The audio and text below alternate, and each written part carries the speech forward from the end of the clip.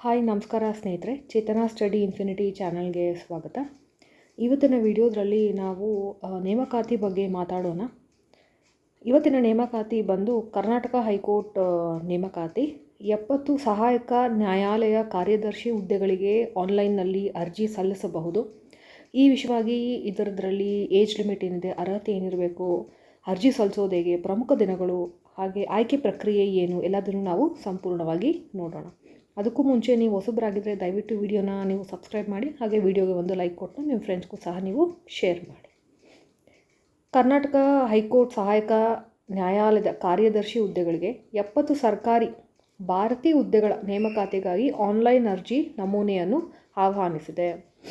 Post ಹೆಸರು ಬಂದು ಸಹಾಯಕ ನ್ಯಾಯಾಲಯ ಕಾರ್ಯದರ್ಶಿ.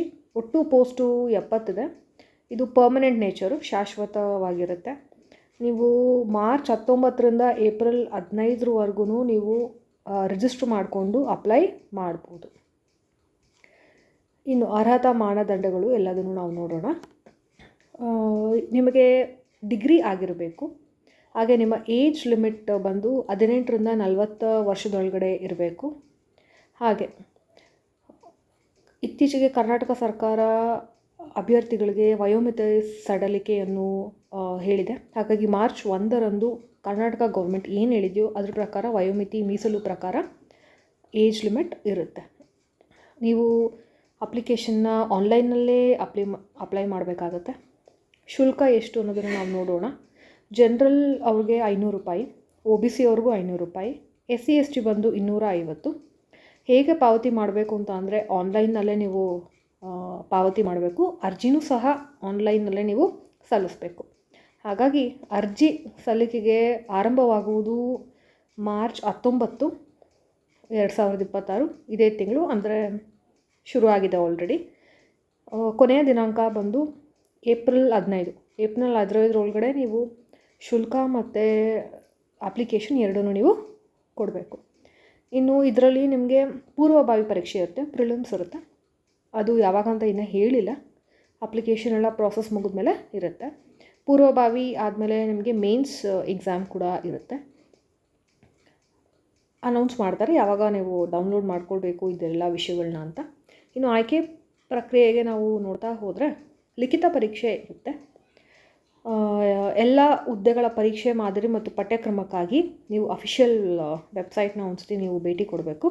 ಯಾರ್ಯಾರು ಇದಕ್ಕೆ ಎಲಿಜಿಬಲ್ ಇದ್ದೀರೋ ದಯವಿಟ್ಟು ನೋಡ್ಬೋದು. ಇನ್ನೊಂದೇನೆಂದರೆ ಬರೀ ಡಿಗ್ರಿ ಎಲಿಜಿಬಲ್ ಆಗಿರೋದ್ರಿಂದ ನೀವು ಖಂಡಿತ ನೋಡ್ಬೋದು. ಇನ್ನು ನೇಮಕಾತಿ ಅಧಿಸೂಚನೆಗೆ ನಾವು ನೋಡ್ತಾ ಹೋದರೆ ವಿವರವಾಗಿ ನಮಗೆ ಇದ್ರ ಬಗ್ಗೆ ತಿಳಿಸುತ್ತೆ. ನೋಡೋಣ ನೇಮಕಾತಿಯಲ್ಲಿ ಏನೇನಿದೆ ಎಲ್ಲದೂ ನಾವು. ಒಂದು ನಿಮಿಷ. ಹೌದು, ಡಾಕ್ಯುಮೆಂಟ್ ಓಪನ್ ಆಗಿದೆ. ನೀವು ಇಲ್ಲಿ ನೋಡ್ಬೋದು ಖಾಲಿ ಹುದ್ದೆಗಳ ವರ್ಗೀಕರಣ. HKಗೆ 11 ಇದೆ, ಅದರಲ್ಲಿ 7 ಬ್ಯಾಕ್ಲಾಗ್ ಬರುತ್ತೆ. ಓಕೆ. ವೇತನ ಬಂದು 44,900ರಿಂದ 1.5 ಲಕ್ಷ ಅಂತ ನೀವು ಅಂದ್ಕೊಳ್ಬೋದು. ಹಾಗೆ ವಯೋಮಿತಿ ಸಲಹೆ ಕೂಡ ಸಡಿಲಿಕೆ ಬೇರೆ ಮಾಡಿದೆ. ಹಾಗೆ ವಿದ್ಯಾರ್ಹತೆ ನೋಡಿ, ಯಾವುದೇ ಮಾನ್ಯತೆ ವಿಜ್ಞಾನ ಅಥವಾ ವ್ಯವಹಾರ ನಿರ್ವಹಣೆ ಯಾವುದಾದ್ರೂ ಮಾಡಿರ್ಬೋದು. ಓಕೆ. ಕಂಪ್ಯೂಟರ್ ನಿರ್ವಹಣಾ ಜ್ಞಾನ ಹೊಂದಿರಬೇಕು. ಓಕೆನಾ, ಇದು ಕಂಪಲ್ಸರಿ. ಕಂಪ್ಯೂಟರ್ ಬೇಸಿಕ್ಸ್ ಕೋರ್ಸ್ ಮಾಡಿರಬೇಕು. ವಯೋಮಿತಿ ಸಾಮಾನ್ಯ ಅಭ್ಯರ್ಥಿಗಳು 40 ವರ್ಷ, ಇತರೆಗೆ 43, ಪರಿಶಿಷ್ಟ ಜಾತಿಯವ್ರಿಗೆ 45 ವರ್ಷ. ಇನ್ನು ಆಯ್ಕೆ ವಿಧಾನ, ಶೀಘ್ರ ಲಿಪಿ ಪರೀಕ್ಷೆ ಮಾಡಬೇಕು ಅಂತ ಶೀಘ್ರ ಲಿಪಿ ಆ ಪೋಸ್ಟಿಗೆ ಮಾಡೋರಿಗೆ ಶೀಘ್ರ ಲಿಪಿ ಡಿಕ್ಟೇಷನ್ ಇರುತ್ತೆ. ಸಂದರ್ಶನ 1:5ಗೆ ತೊಗೋತಾರೆ ಅವರು. ಹಾಗೆ ನೀವು ಟೈಪ್ ಮಾಡೋ ಹಂಗಿದ್ರೆ 600 ಪದಗಳನ್ನ 120 ಪದಗಳಂತೆ ಸುಮಾರು 5 ನಿಮಿಷ ಕಾಲ ನೀವು ಡಿಕ್ಟೇಷನ್ ಕೊಡ್ತಾರೆ. ಓಕೆ. ಅದನ್ನು ಅನುವಾದ ಮಾಡೋಕ್ಕೆ ನಿಮಗೆ 45 ನಿಮಿಷ ಕೊಡ್ತಾರೆ.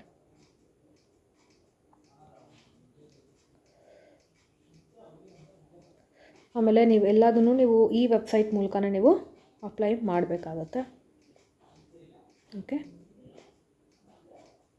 ನಿಮ್ಮ ಎಲ್ಲ ಡಿಗ್ರಿ ಮಾರ್ಕ್ಸ್ ಕಾರ್ಡ್ಸು, ನಿಮ್ಮ ಏನಾದರೂ ಜಾತಿ ಪ್ರಮಾಣ ಪತ್ರ ಅವೆಲ್ಲನೂ ನೀವು ಅಪ್ಡೇಟ್ ಮಾಡಬೇಕು. ಹಾಗೆ ನೀವು ಅಪ್ಲೈ ಮಾಡಾದ್ಮೇಲೆ ನೀವು ಅದನ್ನು ಇಟ್ಕೊಳ್ಬೇಕಾಗತ್ತೆ.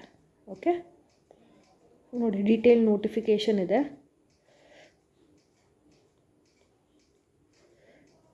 ಓಕೆ, ಇಷ್ಟನ್ನು ನೀವು ಗೌರ್ಮೆಂಟ್ ವೆಬ್ಸೈಟಲ್ಲಿ ನೋಡ್ಬೋದು. ಕನ್ನಡದಲ್ಲೂ ಇದೆ, ಹಾಗೆ ಇಂಗ್ಲೀಷಲ್ಲೂ ಇದೆ.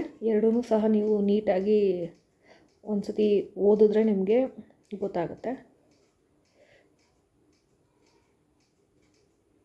ಓಕೆ, ಇದು ಇವತ್ತಿನ ವಿಡಿಯೋ. ಮುಂದಿನ ನೇಮಕಾತಿಯಲ್ಲಿ ಮುಂದಿನ ವಿಡಿಯೋದ್ರಲ್ಲಿ ನಾವು ಭೇಟಿಯಾಗೋಣ. ಎಲ್ಲರಿಗೂ ಧನ್ಯವಾದಗಳು.